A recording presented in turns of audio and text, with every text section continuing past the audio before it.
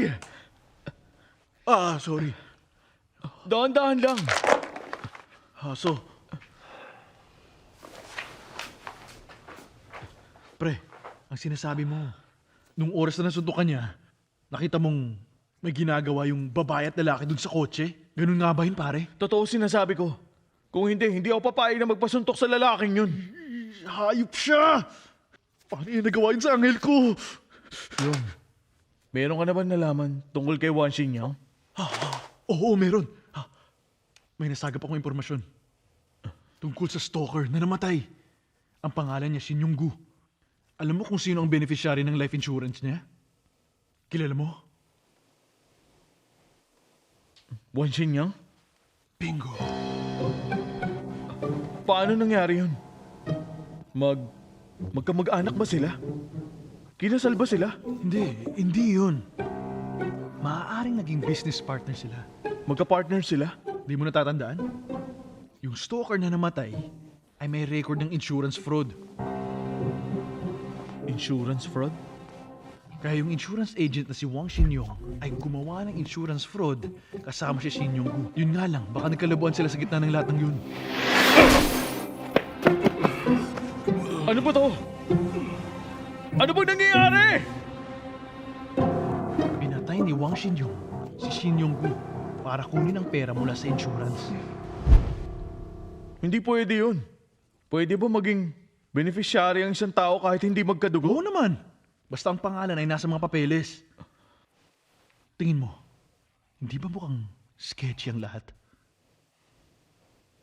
Yong, ilang taon na bang magkasama si Hiyang at Yun Seo? Sabi niya nasa higit ng 1 taon. Tama! Sa kaalaman ko, may at least 1 taon mula bumili ng insurance para makuha ang pera. Paano to? Binibitin ni Yun Seo ang desisyon na magpakasal dahil huwag mong sabihin Kailangan natin malaman kung bumili ba talaga ng life insurance si Hiyang at kung si Yun Seo ang nasa beneficiary plan. tama ka. Pero confidential ang impormasyon na yan. Hindi madaling malaman. Sige lang. Nalaman mo nga na beneficiary si Wang Xingyang. Sa tingin mo, napakadali lang nun? Sige na, Yong. Lapitan mo na nga yung contacts mo.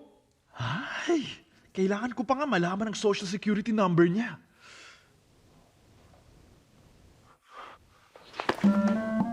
Yong, pwede bang pahiram naman ang hat mo? Hat? Salamat. Ano gagawin mo? Alis muna ako. Oh, okay. Hoy! Ipapalabas ko na bukas. Sa pagitan ng fluorescent o pastel na kulay, alamin mo kaya kung ano mas gustong kulay ng mga customer, okay? Yes, ma'am.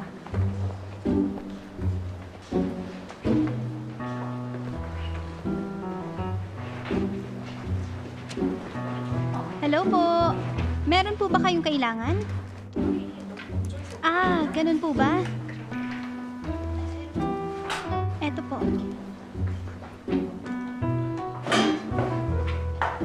Pakikiran po.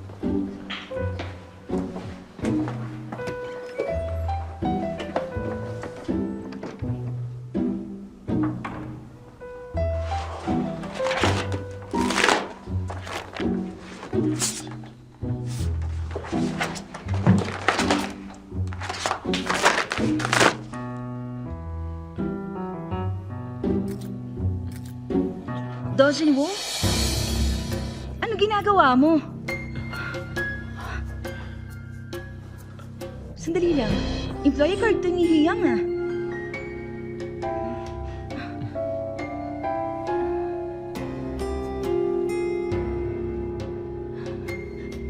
Magpapaliwanag ako. Ganito kasi yun.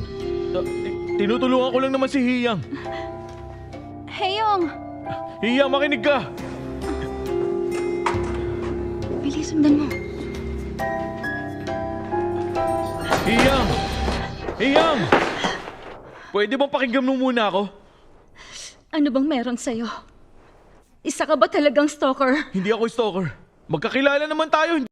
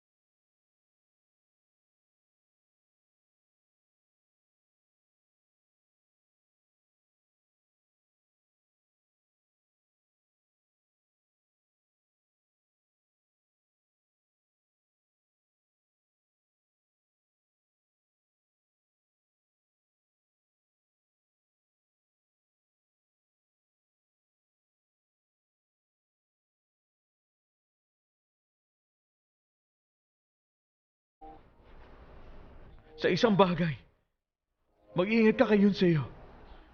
Sa tingin ko, sasaktan ka lang. Tama na. Tumigil ka na nga! Ayoko na ulit na ma-disappoint sa'yo. Heyong!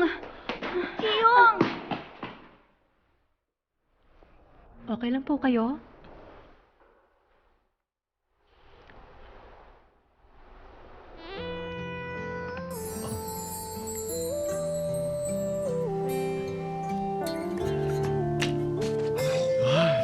Yung angel ko. Anong dapat gawin natin sa kanya?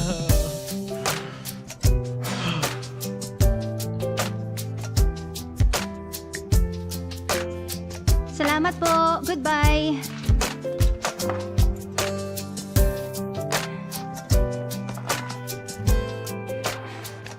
Okay ka lang ba?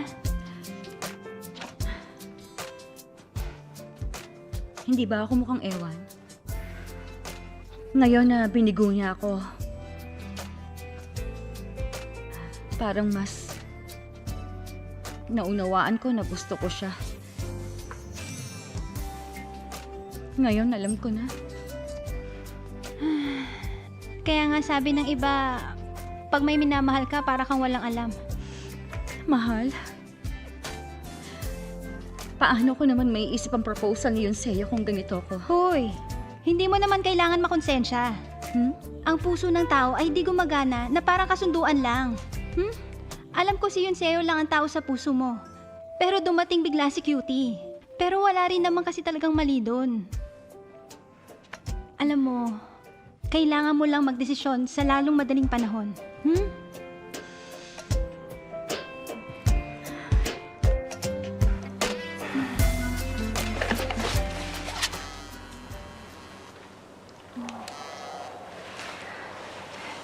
Ano yun, Yunseo? Wow, ang galing niya talaga. Ano Hindi niya yun? talaga pinapalagpas ang mga oportunidad. Hello? Sa dalawang lalaki sa buhay niya, naiinggit ako sa kanya. Oo. May maitutulong po ba ako sa inyo? Humahanap ako ng men's perfume.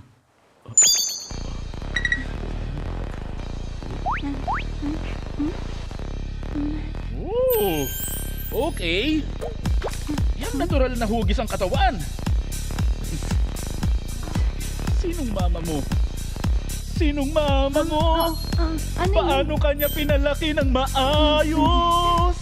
Ano yun? Ano bang dapat kong gawin? Bakit- ba gustong Sandali gusto lang, sandali kita? lang, Mula ulo hanggang paa, hindi ko matanggal ang mata mo sa'yo. Shake your booty booty, shake your booty booty, Ano shake bang- your booty booty, shake your... Pwede ba huwag ka mag-alala? Balang araw, magkakaroon ka rin ng grand proposal mo. Ha? Pakiulit mo nga. Pag magpo-propose siya sa'yo, sasayaw siya. At kakanta.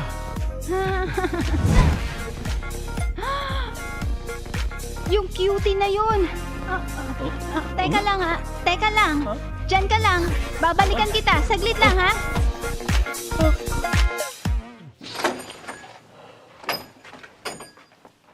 Oh, Misuk. Cutie, totoong psychic ka nga no? Nakikita mo ba talaga ang future? Tama ba? Eh ano naman ngayon? Wala naman naniniwala sa akin. Naniniwala ako. Sabihin mo sa akin, paano mangyayari yung aksidente ni Heyong? Anong kailangan kong gawin para iwasan yun? Bali wala na lahat yun. Hindi na ako pinagkakatiwalaan ni Hiyong. Cellphone mo. Balita ako, nahuli ka raw na sinisilip ang employee card ni Heyong. Ano bang kailangan mong malaman? Sasabihin ko sa'yo lahat. Insurance? Oo.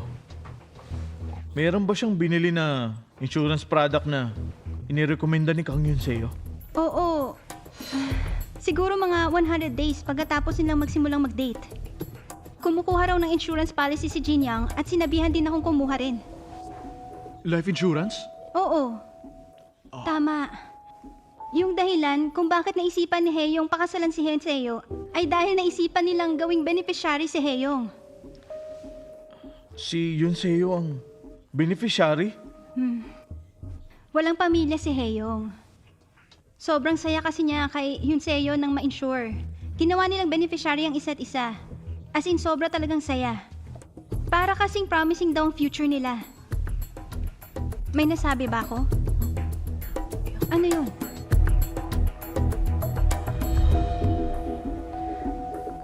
Ano?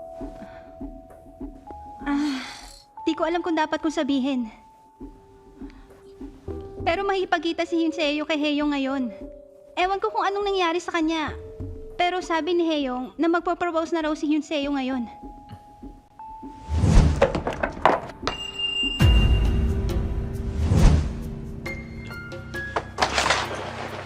Ano yun? Magpo-propose. Ito na yun. Ngayon na mangyayari ang aksidente. Ano? Uy! Uy! Uy! Sigurado akong nakalis na siya! Nandito ba si Hiyang? Nakita mo ba siya? Hindi ko siya nakita. Hindi sumasagot? Hindi. Tawagan mo lang ng tawagan. Uy! Saan ka na naman pupunta? Heyong, sagutin mo na kasi yung phone mo.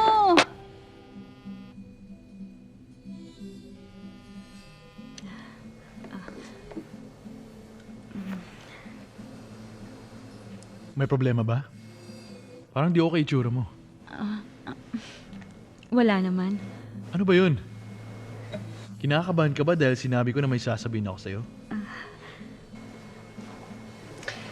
Inom pa tayo. Kinakabahan rin ako eh. Sa sasabihin ko. Eto, bottoms up.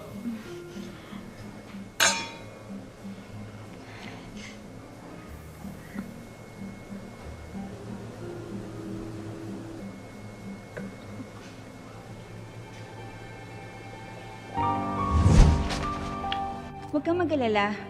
Wala siyang kwenta. Di na tayo mahihirapan patayin siya. Kahit na. Tingin ko hindi dapat ako gagawa nito.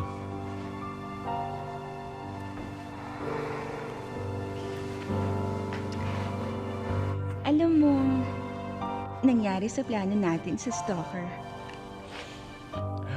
Yung buwisit na yun. Kaya huwag ka nang mandamay ng iba rito. Tayo na bahala rito. Ikaw at ako, tayong dalawa.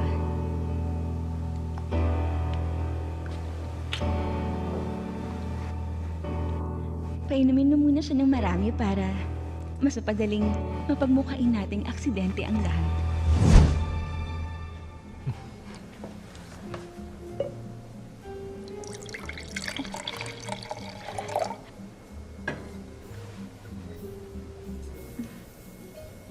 Babaeng lango sa alak na nakuha na ang pinapangarap na proposal, natuwa ng sobra at natapilok. Nalaglag sa hagdan at namatay. Hindi ba napakagandang senaryo yon? Tapos nun, kailangan na lang nating gawin ay kunin ang pera at umalis sa ating paraiso.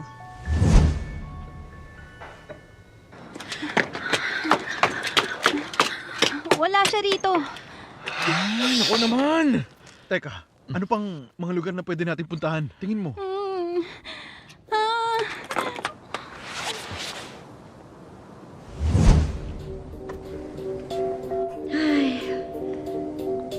Gusto kong makapunta sa Namsan Tower.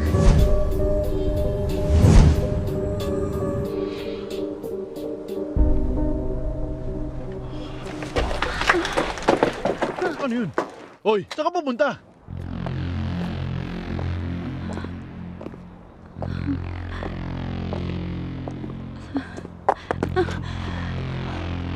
Okay ka lang? Oo, naparami lang siguro ng inom. Teka lang, saan ba tayo pupunta? Malapit na tayo.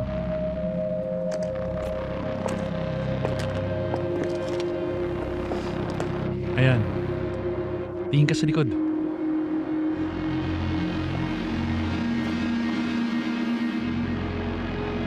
Sinabi mo sa akin noon na pangarap mong may mag-propose sa'yo sa isang lugar kung saan makikita mong Namsan Tower.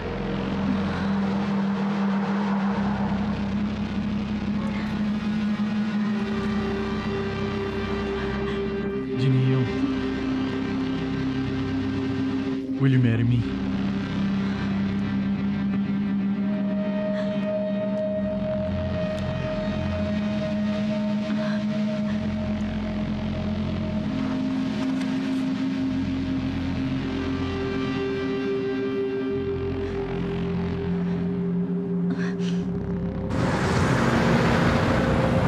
Dito ba?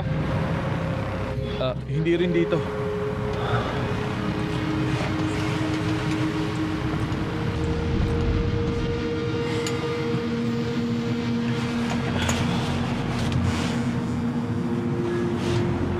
Bakit yung?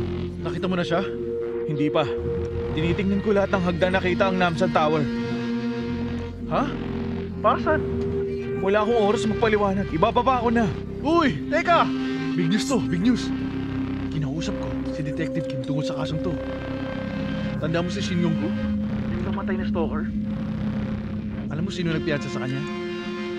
Si Kwon Yun-seo! Kung ganun, Sigurado ako! Plinano niya yung nangyari kay Hiyong at dun sa stalker. Siya ang nasa likod ng lahat.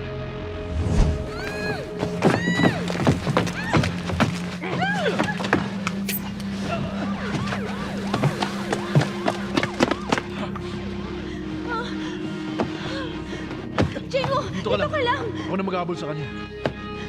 Yun sa'yo. Anong ginagawa mo rito? Hindi ka naman nasaktan, di ba? Mamaya tayo mag-usap. Uy! Gino, nandiyan ka ba? oo, narinig kita. Mag-usap na lang tayo pagbalik ko. Hoy! Hoy! Hoy! Ano ba? Napakasama mo talaga yun sa iyo.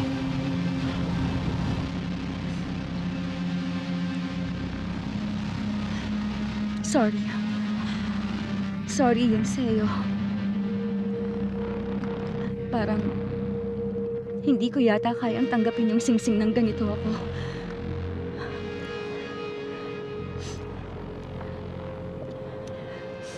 Pwede mo ba akong bigyan ng kaunting oras?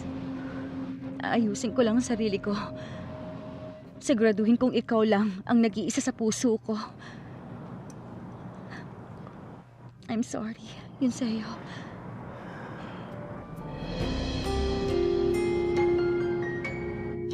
Nakakainis ka talaga, alam mo ba yan?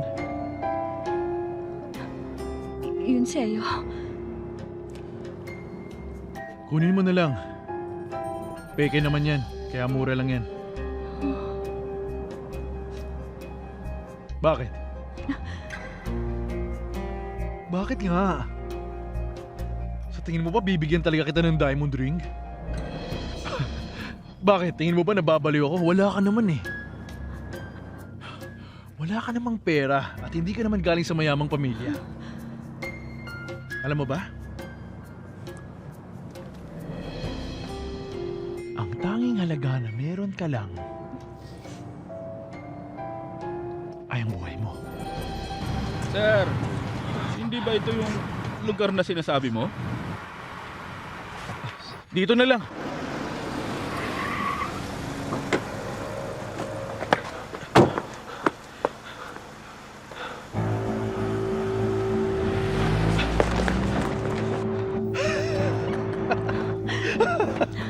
Yun sa'yo.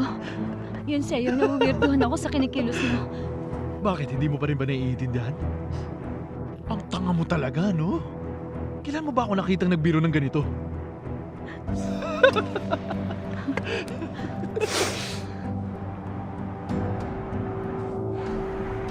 Mahal kong Hiyong.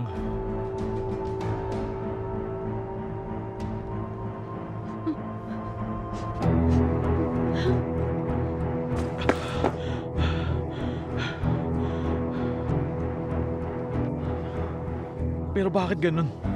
Hindi itim na pantalon ng suot niya doon sa nakita ko. Paano kung mali na naman ako?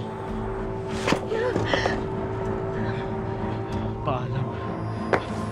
Yun sa'yo! Jinwoo! Umalis na tayo! Wag! Jinwoo! Hindi mo ba nakikita? Hindi ka niya talaga mahal. Ginagamit ka lang niya. Hindi ko alam kung kaninong binti yung nakita ko. Pero kung ganun,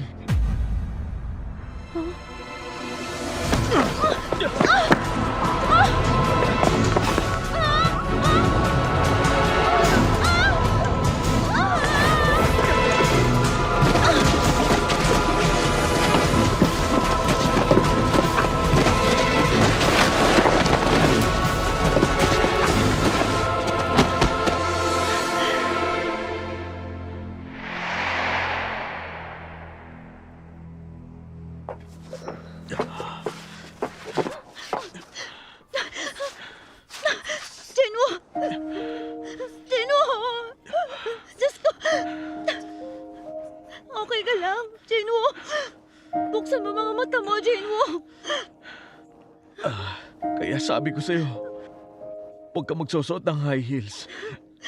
Jinwoo, okay ka lang? Jinwoo! Jinwoo! Jinwoo! Diyos ko! Hindi.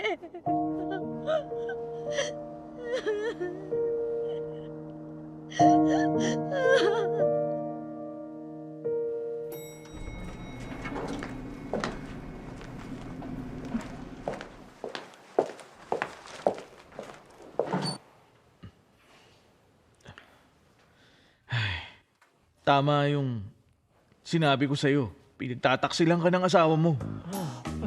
At saka, nakikita kong may sasabunutan ka. Magkakagulo talaga. Pero kung ano man ang mangyari, kaya mo pa rin ibahin yung tadhana mo. Ako yung buhay na patunay. Totoo naman yung sinasabi ko sa'yo. Kaya, Hindi ka na siguro. Tara Ayan na. ka na naman.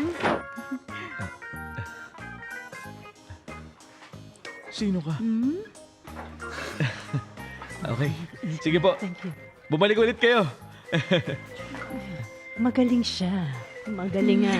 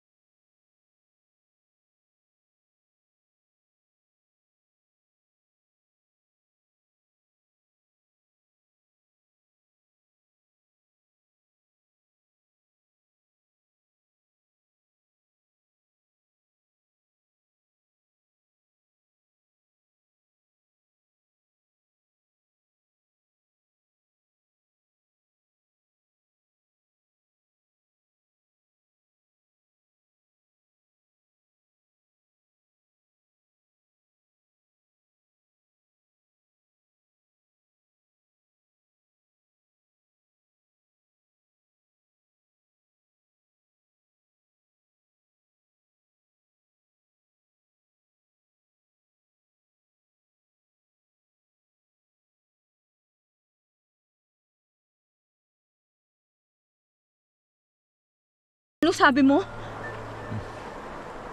Oh, tignan natin ngayon kung maloloko ka o hindi.